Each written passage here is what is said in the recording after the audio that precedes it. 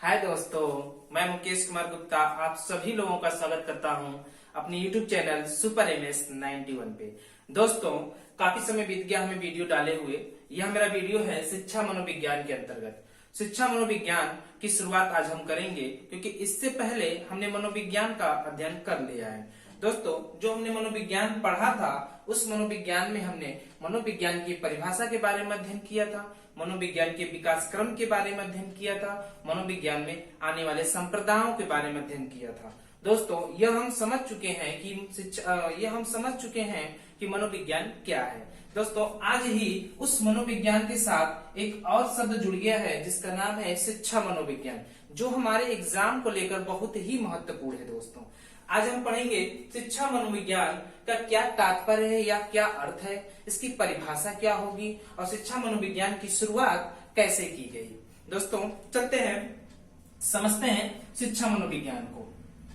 दोस्तों, इसको बताने से पहले मैं आपसे विनम्रता पूर्वक एक निवेदन करता हूं कि यदि आपको हमारी वीडियो अच्छी लग रही हो तो आप इसे जरूर लाइक और सब्सक्राइब कीजिएगा। ठीक है दोस्तों, आते हैं शिक्षा मनोविज्ञान के अंतर्गत। शिक्षा मनोविज्ञान में हम यह जानेंगे कि मनोविज्ञान क्या है, शिक्षा क्या है, और इस शिक्षा और मनोविज्ञान दोनों को मिलाने से ही शिक्षा मनोविज्ञान की उत्पत्ति हुई है। दोस्तों, शिक्षा मनोविज्ञान की उत्पत्ति थोड़ा सा हम समझ लेते हैं कब हुई है। शिक्षा मनोविज्ञान की उत्पत्ति 1900 ईस्वी में कह सकते हैं। शिक्षा मनोविज्ञान की उत्पत्ति 1900 ईस्वी में हुई है और शिक्षा मनोविज्ञान का शुरुआत एक विषय के रूप में 1920 ईस्वी माना जाता है।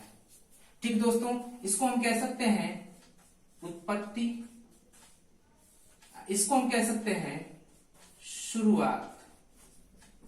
किसके रूप में? एक विषय के रूप में।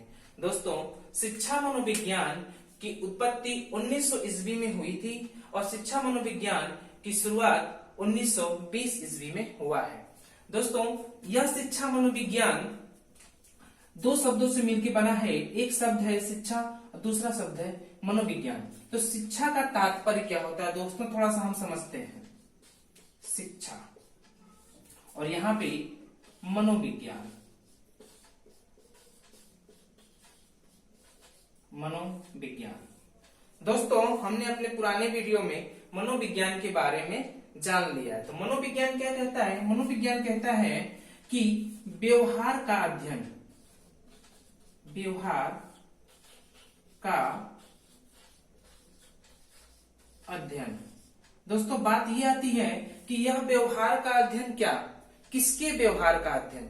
तो मनोविज्ञान में हम जानते हैं कि जो यह व्यवहार का अध्ययन किया जाता है, यह व्यवहार का अध्ययन मानव का, प्राणी का, पक्षी का, पशुओं का, मतलब इन सबके व्यवहार के अध्ययन के बारे में हम जो करते हैं अध्ययन, वही होता है मनोविज्ञान। लेकिन हमें यहाँ पे शिक्षा के संदर्भ में मानव के व्यवहार के बारे में अध्ययन करना है। तो यहाँ पे हम शिक्षा में समझते हैं, शिक्षा भी एक तरीके से व्यवहार का परिमार्जन, व्यवहार का परिमार्जन। तो दोस्तों, यहाँ परिमार्जन क्या होता है? हमारे सामने एक नया शब्द दिख रहा है जिसका नाम है परिमार्जन। परिमार्जन जो होता है, किसी भी प्राणी में या मानव में जब विकास का क्रम तेजी से चलता है, या कह सकते हैं उसके अंतर्गत ज्ञान का बोध होना शुरू हो जाता है या ज्ञान का विकास होना शुरू हो जाता है, उसी को हम बोलते हैं परिमार्जन। ठीक है, तो परिमार्जन हम समझ चुके। तो इसका मतलब ये है कि जब बालक या मनुष्य या मानव के व्यवहार में शिक्षा के माध्यम से अगर कोई विकास होता है तो वह मनोविज्ञान क्या कहलाता है? शिक्षा मनोविज्ञान। क्या कहलाता है दोस्तों? शिक्षा मनोविज्ञान। तो एक बार और समझते हैं इसे थोड़ा अच्छे से। शिक्षा मनोविज्ञान को समझने के लिए दो चीजों के बारे में हम अध्ययन करते हैं दोस्तों, जो आपको हमने पुरानी वीडियो में बताया भी है। इसमें है नियम और सिद्धांत। दोस्तों, जो मनोविज्ञान व्यवहार का अध्ययन जो हम करते हैं, वह अध्ययन नियम और सिद्धांत के आधार पे किया जाता है। उसी तरह शिक्षा का जो हम अध्ययन करेंगे वो किसके आधार पे करेंगे दोस्तों? नियम और सिद्धांत के आधार पे। तो एक सामान्य रूप से हम बता सकते हैं कि शिक्षा मनोविज्ञान क्या है। तो कह सकते हैं जो शिक्षा मनोविज्ञान है, शिक्षा मनोविज्ञान, दोस्तों जो शिक्षा मनोविज्ञान है यह मनोविज्ञान के नियम एवं सिद्धांतों के, मनोविज्ञान के नियम एवं सिद्धांतों के शिक्षा के क्षेत्र में, शिक्षा के क्षेत्र में अनुप्रयोग करना ही क्या कहलाता है, शिक्षा मनोविज्ञान कहलाता है। तो इसको दोस्तों हम लिख देते हैं, जिससे कि आप अपनी कॉपी पे लिख लीजिएगा। देखिए शिक्षा मनोविज्ञान, जो मनोविज्ञान के नियम एवं सिद्धांतों का शिक्षा के क्षेत्र में, शिक्षा के क्षेत्र में अनुप्रयोग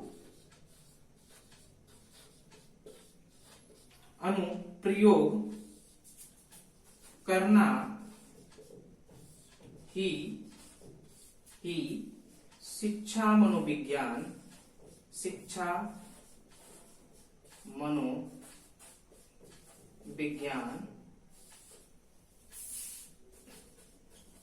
कहलाता है। ठीक है दोस्तों, शिक्षा मनोविज्ञान कहलाता है। एक सामान्य रूप से आप अपने विचारों के द्वारा एक परिभाषा बना सकते हैं शिक्षा मनोविज्ञान का। वो परिभाषा क्या होगा दोस्तों? वो परिभाषा ऐसा बन सकता है कि मनोविज्ञान के नियम या नियमों कह सकते हैं, या नियम कह सकते हैं, नियमों एवं सिद्धांतों, यहां लिख लेते हैं दोस्तों नियमों एवं सिद्धांतों का शिक्षा के क्षेत्र में अनुप्रयोग करना ही शिक्षा मनोविज्ञान कहलाता है। अगर एक परिभाषा और आप बनाना चाहे तो कह सकते हैं कि शिक्षा मनोविज्ञान जो है वह व्यवहार का मार्जन या परिमार्जन का अध्ययन है। क्या कह सकते हैं? मार्जन या परिमार्जन का अध्ययन है। दोस्तों सबसे अच्छा अगर हमें किसी को समझाना हो कि शिक्षा मनोविज्ञान क्या है, तो इसमें हम इसी चीज के बारे में बता सकते हैं, नियम और सिद्धांत, दो चीजों के बारे में विशेष रूप से ध्यान रखिएगा। दोस्तों इसमें कुछ मनोवैज्ञानिक भी आए जिन्होंने इसके बारे में कहा है, तो थोड़ा सा हम समझते हैं। सर्वप्रथम शिक्षा मनोविज्ञान या कह सकते हैं प्रथम शैक्षिक मनोवैज्ञानिक, दोस्तों शिक्षा के क्षेत्र में जिस मनोवैज्ञानिक ने सर्वप्रथम इसके बारे में बात की है, उस मनोवैज्ञानिक का नाम क्या था, तो उसके बारे में थोड़ा सा हम जान लेते हैं। तो यहाँ लिखते हैं, एक प्रश्न के रूप में आपके सामने बन सकता है।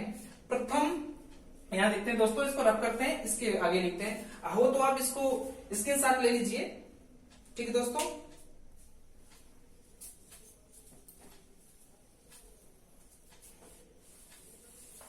ठीक दोस्तों,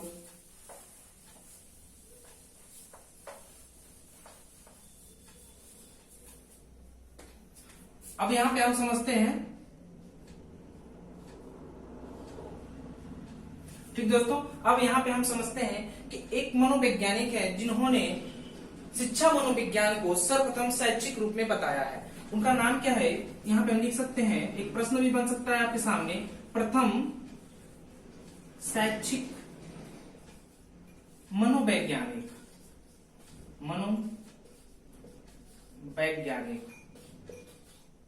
प्रथम शैक्षिक मनोवैज्ञानिक कौन था दोस्तों? थॉर्नडाइक। कौन था? थॉर्नडाइक।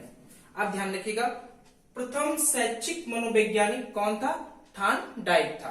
तो अब आगे देखते हैं, एक और मनोवैज्ञानिक है जिनका नाम था बीएफ स्किनर। बीएफ स्किनर महोदय जी ने कहा था कि शिक्षा मनोविज्ञान की सर्वप्रथम शुरुआत करने वाला मनोवैज्ञानिक अरस्तु। दोस्तों आप पढ़ें अरस्तु के बारे में, जब आप हमारे पुराने वीडियो को देखेंगे तो आपको मनोविज्ञान के अंतर्गत अरस्तु का अध्ययन मिलेगा, जिन्होंने सर्वप्रथम मनोविज्ञान की शुरुआत की है। तो यहाँ पे एक मनोवैज्ञानिक जिनका नाम था बीएफ स्किनर। बीएफ स्किनर महोदय ने कहा था कि जो शिक्षा मनोविज्ञान है, इस मनोविज्ञान की शुरुआत करने वाले मनोवैज्ञानिक या आरंभ करने वाले मनोवैज्ञानिक अरस्तु है। तो दोस्तों यहां लिख सकते हैं बीएफ स्किनर द्वारा, ठीक है, शिक्षा मनोविज्ञान की शुरुआत, शिक्षा मनोविज्ञान की शुरुआत, आरंभ कर सकते हैं। शिक्षा मनोविज्ञान की शुरुआत आरंभ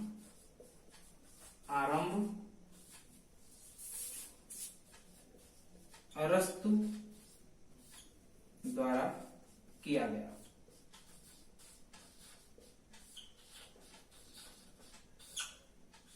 किसके द्वारा किया गया? अरस्तु द्वारा किया गया। शिक्षा बीएफ स्किनर द्वारा, मतलब बीएफ स्किनर ने कहा कि शिक्षा मनोविज्ञान का आरंभ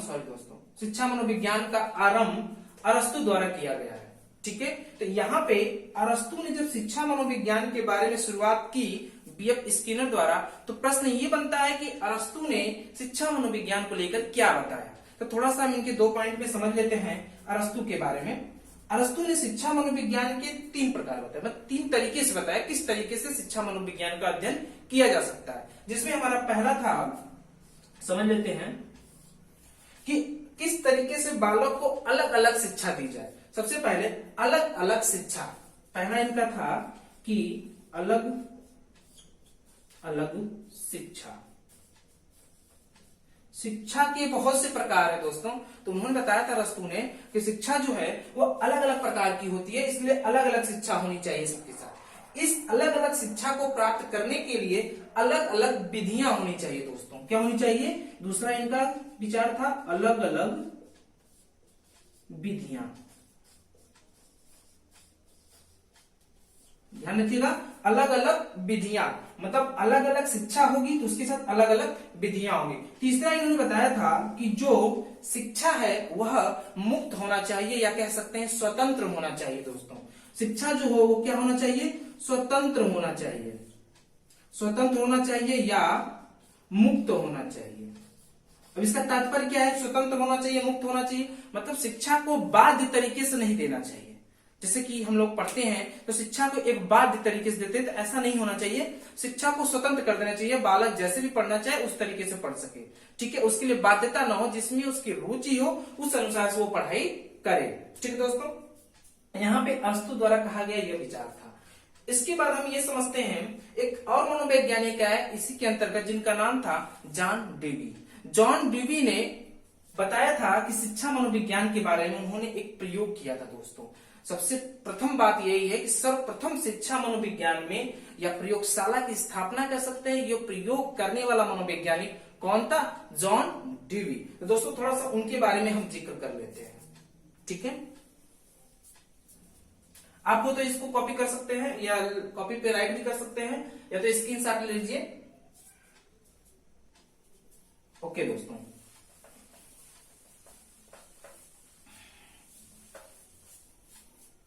अब देखते हैं हम कि अगले हमारे मनोवैज्ञानिक आए, जिनका नाम था जॉन डेवी। दोस्तों ये जो मनोवैज्ञानिक थे बहुत ही महत्वपूर्ण मनोवैज्ञानिक है शिक्षा मनोविज्ञान के अंतर्गत। थोड़ा सा इसके बारे में आप डिटेल से समझ लीजिएगा। शिक्षा मनोविज्ञान के अंतर्गत जो जॉन डेवी है, पहली चीज तो ये समझते हैं कि ये अमेरिका के मनोवैज्ञानिक है दोस्तों। कहाँ के हैं? अमेरिका के, ठीक है। अमेरिका में एक जगह पड़ता है जिसका नाम है शिकागो। इस शिकागो में ही इन्होंने प्रयोगशाला की स्थापना की। क्या किया इन्होंने? प्रयोगशाला।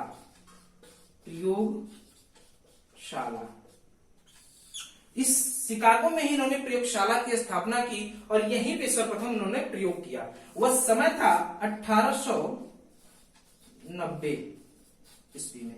1890 ईस्वी में इन्होंने शिकागो में एक प्रयोगशाला की स्थापना की। दोस्तों ये बहुत ही महत्वपूर्ण है, क्योंकि प्रश्न पूछता है शिक्षा मनोविज्ञान में सर्वप्रथम प्रयोगशाला की स्थापना या प्रयोग करने वाला मनोवैज्ञानिक कौन था, तो वहां पे प्रश्न बनेगा आपका जॉन डेवी, जो भी बहुत ही महत्वपूर्ण है। कौन से सन में किया था? 1890 ईस्वी में। सब यह होने के बाद ही शिक्षा मनोविज्ञान की उत्पत्ति हुई, जो 1900 ईस्वी में। उसके बाद यह एक विषय के रूप में दर्जा प्राप्त किया 1920 ईस्वी में, जिसमें इसकी शुरुआत हुई एक विषय के रूप में। तब से हम शिक्षा मनोविज्ञान का अध्ययन करते हैं। दोस्तों अब इनके बारे में थोड़ा सा कुछ मनोवैज्ञानिकों की परिभाषा दिया है। कुछ मनोवैज्ञानिकों ने कुछ परिभाषाएं दी हैं, उन परिभाषाओं के बारे में हम अध्ययन कर लेते हैं जो एग्जाम की दृष्टि से बहुत ही महत्वपूर्ण है। 3-4 मनोवैज्ञानिकों की हम परिभाषा आपको बताएंगे।